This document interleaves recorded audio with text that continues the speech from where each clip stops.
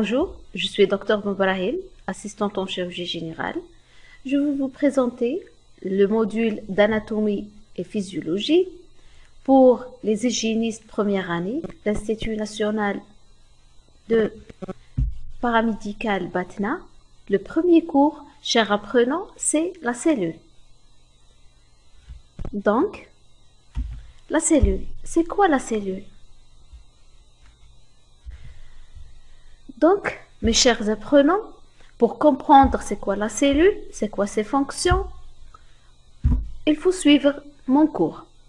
Comme plan du cours, on va définir, avoir des généralités, décortiquer la cellule, avoir ses constituants, voir le métabolisme cellulaire et la vie cellulaire. Donc, c'est quoi une cellule? Une cellule, c'est l'unité de base de structure et de fonction de tous les organismes. Elle peut se nourrir, se croître et se développer. L'étude qui étudie ou bien l'étude de la cellule, la science qui étudie la cellule, ça s'appelle la cytologie. Cellule, cytologie. Donc, comme vous voyez dans le schéma, c'est les éléments de la cellule. On a une membrane qui recouvre la cellule et on a un noyau, des appareils et des constituants. Tout cela, on va les voir un élément par un. Donc, la première des choses, c'est la membrane cellulaire. La membrane qui recouvre toute cellule. La membrane cellulaire, elle est formée par deux couches qui sont biomoléculaires de phospholipides d'une couche et une couche de protéines. Donc, comme vous voyez, c'est double couches qui sont l'un contre l'autre. Ces doubles couches de phospholipides, ils sont constitués par deux pôles. Un pôle hydrophobe, c'est-à-dire qui n'aime pas l'eau, et une tête qui est hydrophile, qui aime l'eau. Donc, mes chers apprenants, cette propriété d'hydrophile et hydrophobe permet à ce membrane d'être une barrière. C'est une barrière qui est flexible, donc elle laisse entrer des éléments et empêche d'autres éléments à entrer. Elle facilite le contact de la cellule avec les autres cellules et de la cellule avec le milieu externe. Elle permet l'action des substances chimiques grâce à des récepteurs spécifiques. Lorsqu'on prend un paracétamol, un médicament de paracétamol, le médicament du paracétamol, il a un récepteur spécifique dans la cellule pour réagir et pour faire son effet antalgique. Ils permettent le passage, comme j'ai dit, de certaines substances et empêchent le passage des autres substances. C'est une perméabilité spécifique.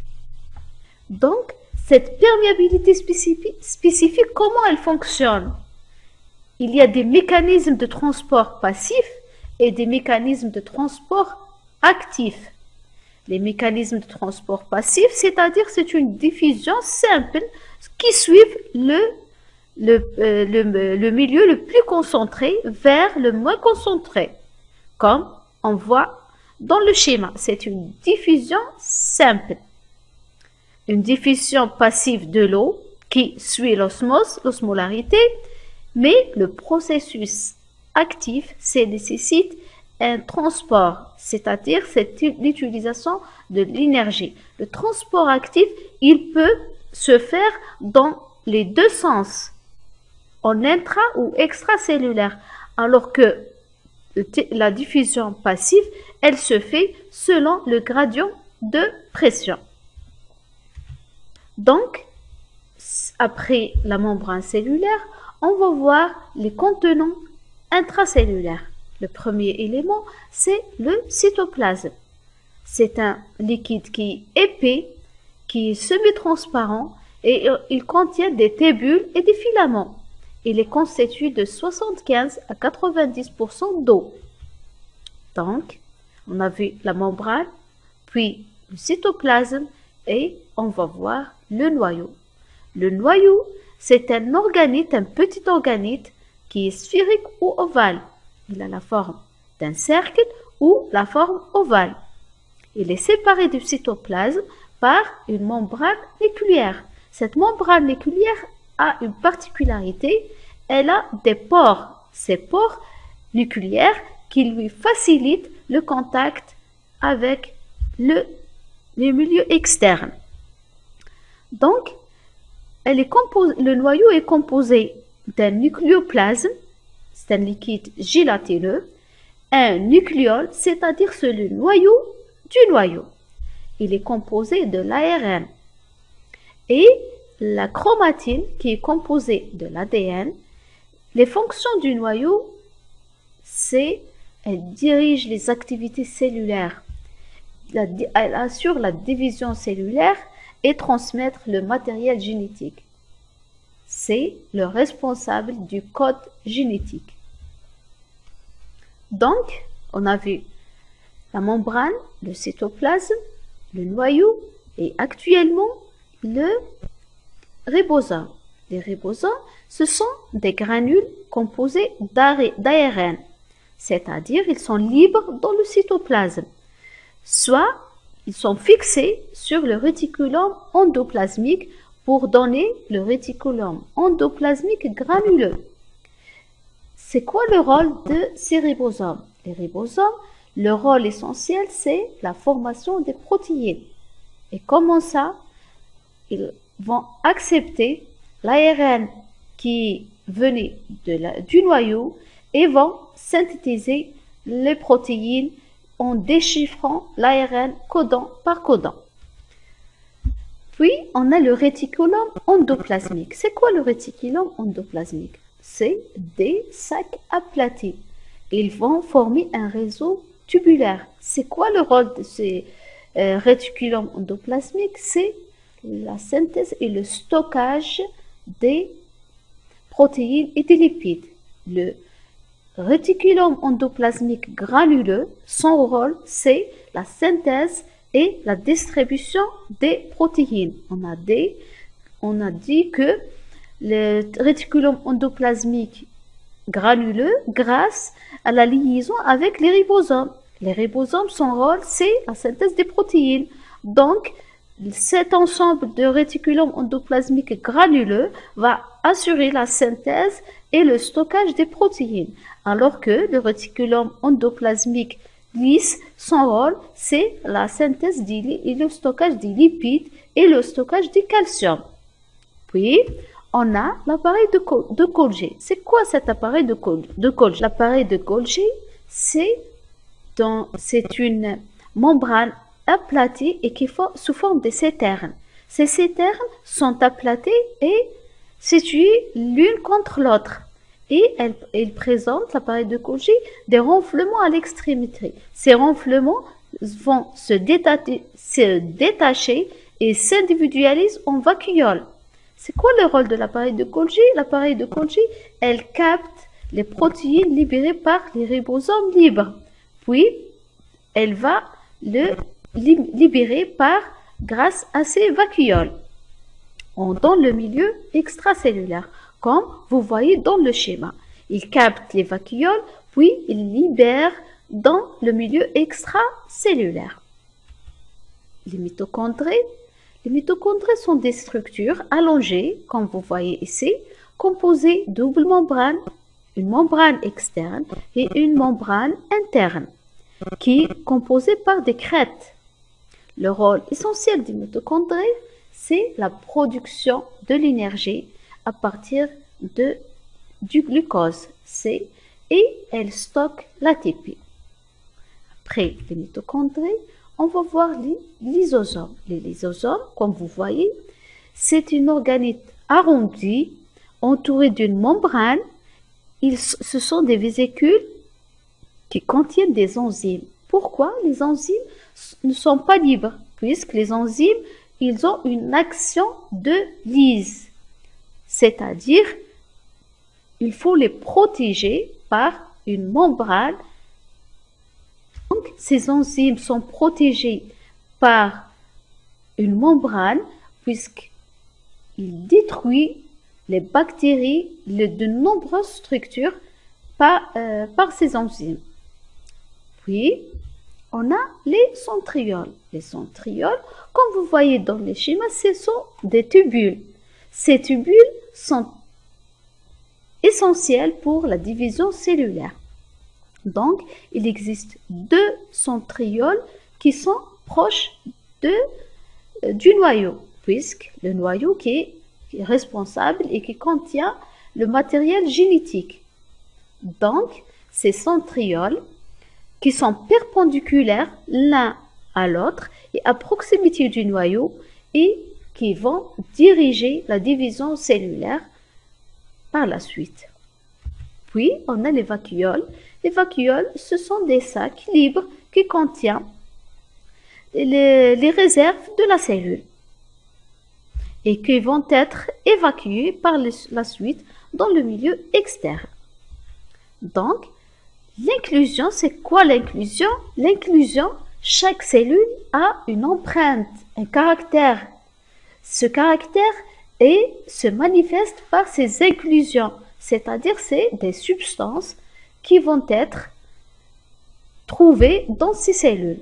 Par exemple, la cellule graisseuse, elle contient des lipides, des vacuoles lipidiques, comme vous voyez.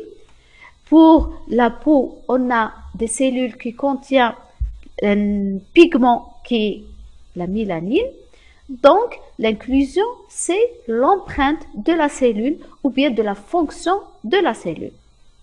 Donc, on a vu les composantes de la cellule, on a vu la membrane cellulaire, le cytoplasme, le noyau qui est responsable du code génétique, les ribosomes, l'appareil de synthèse des protéines, les réticulums endoplasmiques granuleux, stockage des protéines, lisse, le stockage des lipides et du calcium, l'appareil de Golgi, le stockage des protéines et la libération du milieu externe, on a les mitochondries, les responsables de la synthèse de l'ATP, les lysosomes qui contiennent les enzymes pour limiter leur capacité de détruire les structures. On a les centrioles qui sont nécessaires dans la division cellulaire. On a les vacuoles et on a les inclusions. Maintenant, on va voir le métabolisme cellulaire. C'est quoi le métabolisme cellulaire? Le métabolisme cellulaire, c'est l'anabolisme et le catabolisme. L'anabolisme, c'est la production des protéines. Cette action d'anabolisme nécessite de l'ATP, c'est-à-dire elle consomme de l'ATP, alors que le catabolisme, il dégrade les structures ou bien les produits pour avoir de l'énergie par le cycle de Krebs. Donc le catabolisme, il nous donne de l'ATP alors que l'anabolisme, il nécessite de l'ATP.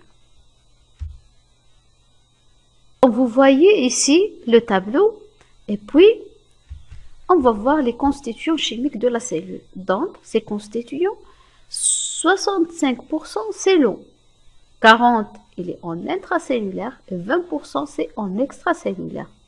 On a les électrolytes, KCl, NaCl, on a les gaz, l'oxygène, le CO2, on a les glucides, 2%, les protéines, 15%, les lipides, 15%, les acides nucléiques, 3%. Comme vous voyez, ici le schéma, c'est des composants chimiques. La vie cellulaire. La cellule, elle vit comme l'être vivant.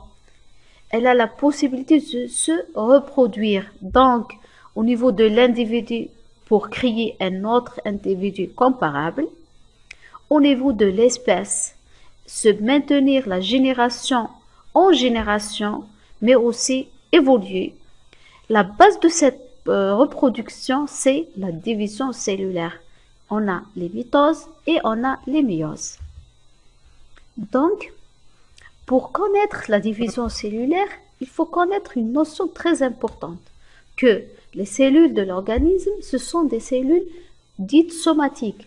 Ces cellules sont diploïdes, c'est-à-dire qui contiennent 23 paires de chromosomes, 22 autosomes et le chromosome sexuel. Chez la femme, c'est XX et chez l'homme, c'est XY.